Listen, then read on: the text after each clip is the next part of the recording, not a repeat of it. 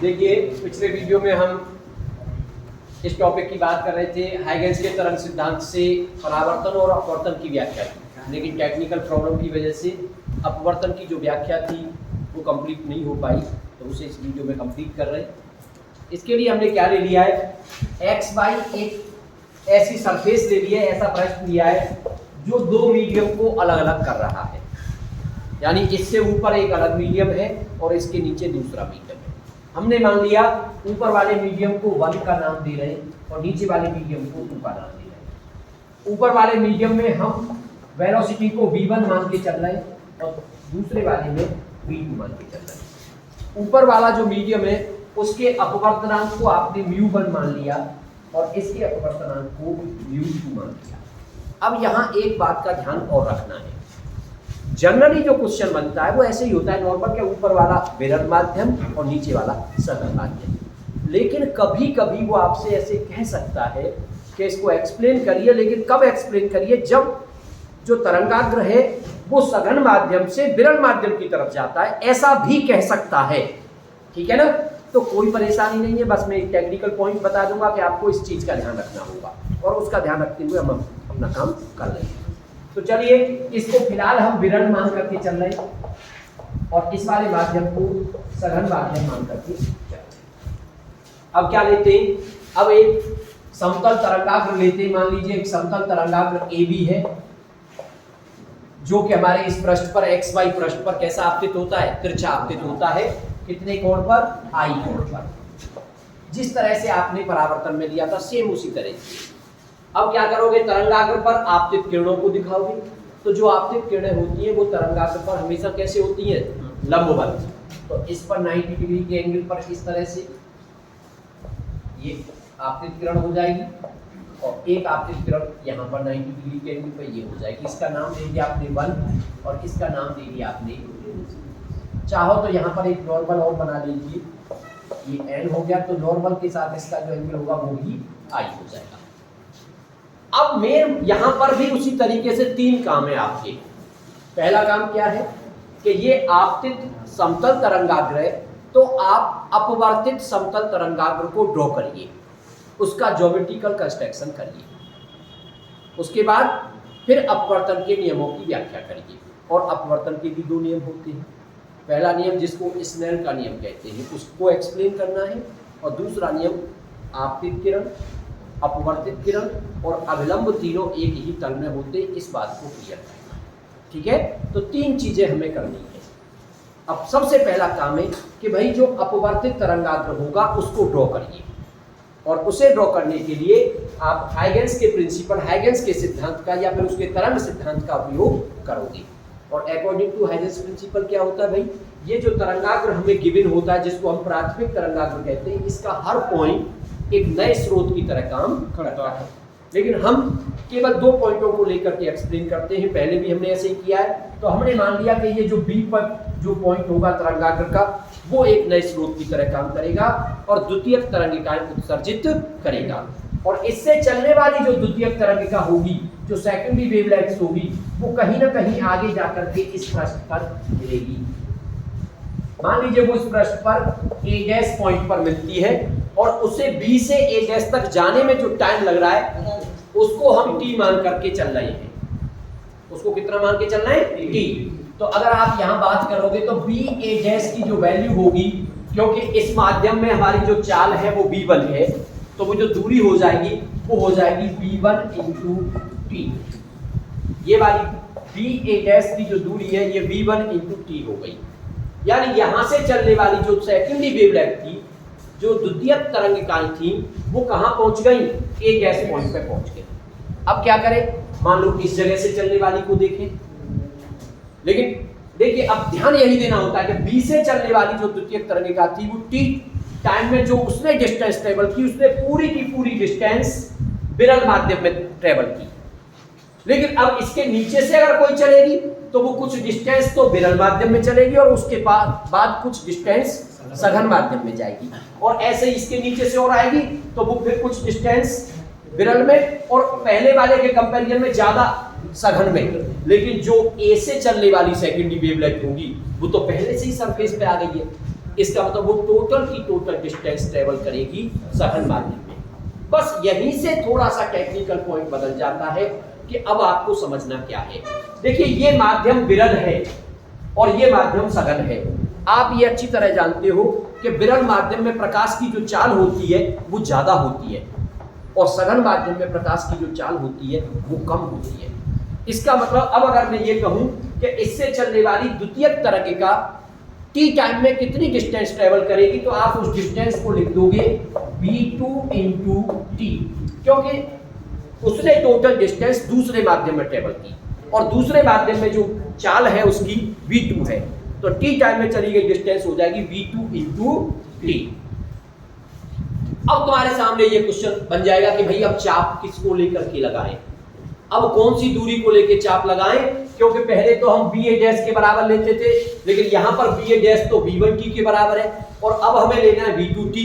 अब ऐसा तो है नहीं कि v2 की वैल्यू हमारे पास हो या टाइम है तो उसकी वैल्यू हमारे पास हो, ऐसा कुछ हमारे पास नहीं है। तो फिर क्या करें, कहां से उसको लाएं? तो इस चीज को समझने के लिए हमें बस एक बात पता है कि v2t का जो मान है वो v1t से कम है। कम क्यों है उसको भी समझिए, क्योंकि आप कह रहे हैं v1 जो चाल है वो विरल माध्यम में है, तो सीधी सी बात है v1 का मान जो होगा वो v2 से बड़ा होगा और t दोनों में सेम है, टाइम का दोनों में मल्टीप्लाई करेंगे तो डेफिनेटली v1t का मान बड़ा हो जाएगा और इसका मान। तो आपको कुछ नहीं करना है, कितनी है कितनी नहीं है उससे कोई मतलब नहीं है, आप प्रकार लोगे और यहां से रख करके ये पूरा नहीं लेना बल्कि उससे कुछ कम कर लेना, क्योंकि वो जो डिस्टेंस हमारी होगी वो इस bA डैश से छोटी होगी। तो प्रकार लेकर के एक ऐसी उचित दूरी, ऐसे भी मत करना कि साहब तो इतनी ले रहे हैं बस, भाई वो भी नहीं करना है आपको, लेकिन उससे कम कर लेना है उसको। तो प्रकार में इस दूरी से कम दूरी भर करके, मान लो इतनी दूरी ले ली आपने और कम दूरी भर करके और A को सेंटर बना करके और क्या लगा देंगे, चाप लगा देंगे, आर्क लगा देंगे। बात समझ में आ गई कि नहीं? तो इस तरह से आप A को सेंटर मान करके और एक आर्क खींच दोगे प्रकार की सहायता से, ये आर्क आपने खींच दिया। अब आर्क लगाने के बाद A डैश से इस पर एक टेंजेंट खींचोगे, तो A डैश से आप इस पर एक टेंजेंट खींचते हुए लेकर के आओगे।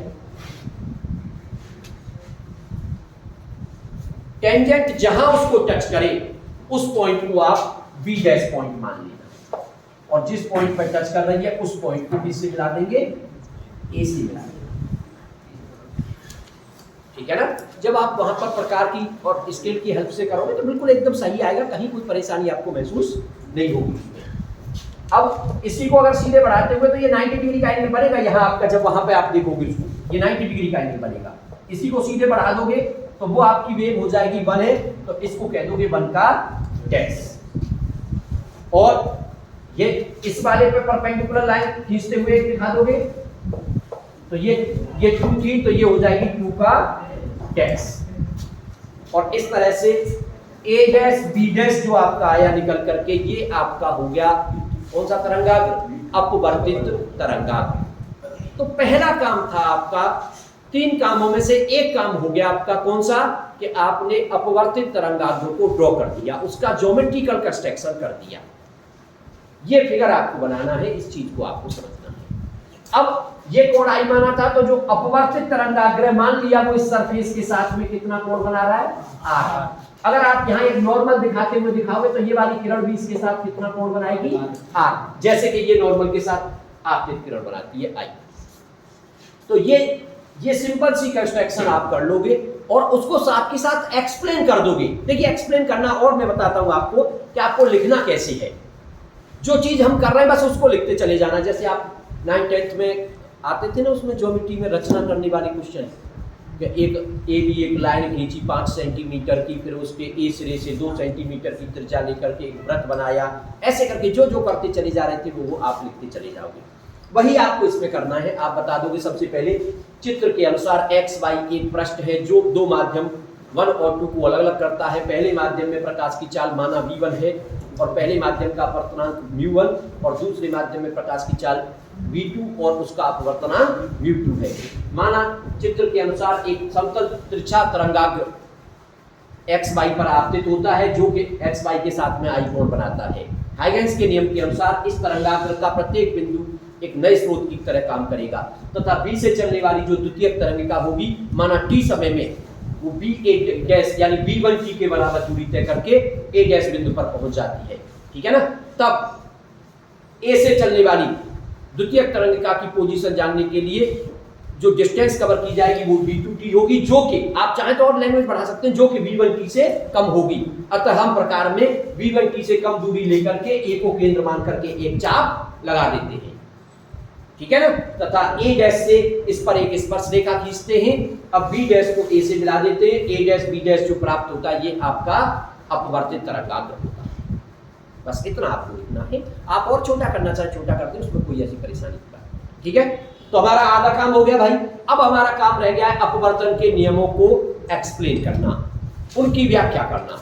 और अपवर्तन के जो नियम होते थे आप ध्यान दीजिए, अगर आप ऐसे करके लेते थे कि ये एक प्रकाश किरण आ रही है और मान लो विरल माध्यम से विरल से सघन में जा रही है, ये कोण आई है तो ये अविलंब की ओर झुक जाती थी, तो ये r था। अगर ये μ1 था और ये μ2 था तो आप यहाँ स्नेल का नियम जो लेते थे sin i upon sin r equal to μ2 upon μ1, ये आपने पढ़ा था स्नेल का नियम। साथ ही साथ एक और चीज, मैंने इसी नियम को आपको वेलोसिटी के टर्म में भी लिखाया था कि वेलोसिटी में कैसे कन्वर्ट करोगे आप इसको। तो वेलोसिटी में कन्वर्ट करने का मतलब है जैसे ये विरल है ये सघन है, विरल सघन में भी दो बात आ जाती है कि उन विरल में से कोई हवा है क्या, और हवा नहीं है, मान लो सिंपल बात, अगर हवा होता तो वहां हम प्रकाश की चाल को भी सी ले सकते थे, हमें कोई परेशानी नहीं थी सी लेने में, क्योंकि वास्तव में प्रकाश की चाल हवा के लिए क्या ली जाती है, सी ली जाती है। लेकिन आपने 1 और 2 दे दिए, v1 v2 दे दिए, तो मान लो ये कोई दो माध्यम है जिनमें से कोई भी हवा नहीं है, लेकिन एक विरल है और दूसरा सघन है। आप अगर अपवर्तनांक की बात करें तो अपवर्तनांक को दो तरह से आप पढ़ते थे, एक एब्सोल्यूट निरपेक्ष अपवर्तनांक, एक सापेक्ष अपवर्तनांक। और एब्सोल्यूट अपवर्तनांक की जो परिभाषा थी वो ये थी कि किसी भी माध्यम का जो अपवर्तनांक होता है वो प्रकाश की चाल और उस माध्यम में प्रकाश की चाल के अनुपात के बराबर होता है। यानी हवा में प्रकाश की चाल और जिस माध्यम की बात कर रहे हो उसमें प्रकाश की चाल के अनुपात के बराबर होता है। इसका मतलब अगर आप यहाँ μ1 निकालने लग जाओगे तो हो जाएगा c अपॉन v1, और ऐसे ही μ2 निकालने लग जाओगे तो हो जाएगा c अपॉन v2। और जब आप यहाँ से μ2 अपॉन μ1 निकालोगे तो μ2 अपॉन μ1 निकालेंगे तो डिवाइड करने पर ये आ जाएगा c अपॉन v2 और ये c अपॉन v1, c से c कट जाएगा, v1 ऊपर पहुंच जाएगा, ये आ जाएगा v1 अपॉन v2। मैं बस इतना इसलिए बताना चाह रहा हूं इस चीज को कि स्नेल लॉ जो हमने लगाया जो कि μ2 अपॉन μ1 आ रहा है, जरूरत पड़ जाए तो इसे आप v1 अपॉन v2 भी लिख सकते हो। बात समझ में आ गई कि नहीं? इस तरह से भी आप उसको शो कर सकते हो, इस तरह से भी आप उसको दिखा सकते हो। चलिए खैर, अब ये बात तो हो गई अलग कि हमने स्नेल का नियम क्या था वो एक तरह से याददाश्त ताजा हो गई। अब लौट करके अपनी जगह पे आते हैं। भाई हमें इस नियम को प्रूव करना है, इससे कोई बात नहीं है। स्नेल का नियम प्रूव करने का मतलब साइन आई की वैल्यू निकालो और साइन आर की वैल्यू निकालो। देखिए ये वाला कोण हमारा 90 डिग्री का कोण है, इधर ये वाला जो कोण है ये भी हमारा 90 डिग्री का कोण है। अब आप पहले इस वाले ट्राइंगल में जरा देखिए तो ये कोण आपका आई बन रहा है, तो त्रिभुज ए बी ए डैश में अब आप V2T क्या है, V2T कौन सी ली थी आपने, ये वाली डिस्टेंस तो ली थी, तो ए बी डैश हो गई है, तो ए बी डैश की वैल्यू कितनी हो गई है V2T, सही है ना। इसको चाहो फर्स्ट मान लेना, इसे चाहो सेकंड मान लेना। अब त्रिभुज ए बी ए डैश में आप केवल साइन आई की वैल्यू निकालो। Sine I equal to, sine I का मतलब होता है लंब बटे कर्ण। अब इसके लिए कर्ण तो ये हो जाता है और इसके इस वाले एंगल के लिए ये हो जाएगा लंब, ये हो गया B A dash upon A dash. ऐसे ही अब दूसरे वाले त्रिभुज में लो ए और बी डैश ए डैश, त्रिभुज A B dash A dash में अब की बार इस वाले में साइन आर ले लो बेटा। साइन आर निकालोगे तो इसके सामने का ये लंब हो गया, ये कर्ण हो गया, तो क्या हो गया A B dash upon A dash. हमें स्नेल लॉ प्रूव करना है, यानी हमें sine I upon sine R निकालना है। दोनों का डिवाइड कर दूं तो sine I upon sine R equal to sine I की वैल्यू देखो ए डैश आपस में cancel out, B A dash ये आ गया B A dash upon A B dash. B A dash की वैल्यू V1T और इसकी वैल्यू V2T, T से T कैंसिल आउट। क्या निकल के आ गया हमारा, ये निकल के आ गया sine I upon sine R is equal to V1 upon V2। हालांकि अगर आपकी समझ में ये बात आ चुकी है तो आप समझ गए कि हाँ ये स्नेल का नियम है, आप इस बात को समझ गए कि हाँ भाई ये स्नेल का नियम है। लेकिन फिर भी मान लो अगर आप कंफ्यूज हो रहे, आप उस चीज को नहीं समझ पा रहे, आप ये कहो कि भाई ये तो समझ में नहीं आ पाया, ये तो V1 V2 के टर्म में आ गया, तो हमारे पास एक और तरीका है। हम किसी भी माध्यम में प्रकाश की चाल का फॉर्मूला इसके बेसिक कॉन्सेप्ट से यहां से ले सकते हैं। यानी यहां अपवर्तनांक हमारा μ1 है, तो हम चाहें तो यहां μ1 को लिख देंगे C अपॉन V1, लिख देंगे कि नहीं भाई। μ1 अपवर्तनांक जो होता है वो हवा में प्रकाश की चाल और उस माध्यम में प्रकाश की चाल का अनुपात होता है। इसका मतलब μ1 का मान हो गया C अपॉन V1। और ऐसे यहां जो μ2 है तो इसको लिख देंगे C अपॉन V2। ये μ1 और μ2 की वैल्यू है, लेकिन इसी फॉर्मूले से मैं चाहूं तो यहां से इंप्लाई दैट करके V1 निकालूंगा तो ये आएगा C अपॉन μ1, और यहां से अगर V2 निकालूंगा तो ये निकल के आएगा C अपॉन। आप चाहो तो ये चीज फिगर में जहां दिखा रहे हैं वहीं पे दिखा देना। अब क्या होगा साहब, V1 V2 की वैल्यू तुम्हारे पास है और वहां स्नेल लॉ में V1 V2 आ रहा है, उनकी वैल्यू लगा लेना।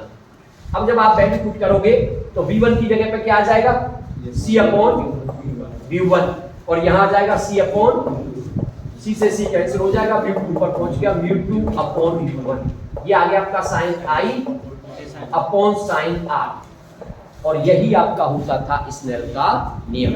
यानी आपने दो काम कर दिए।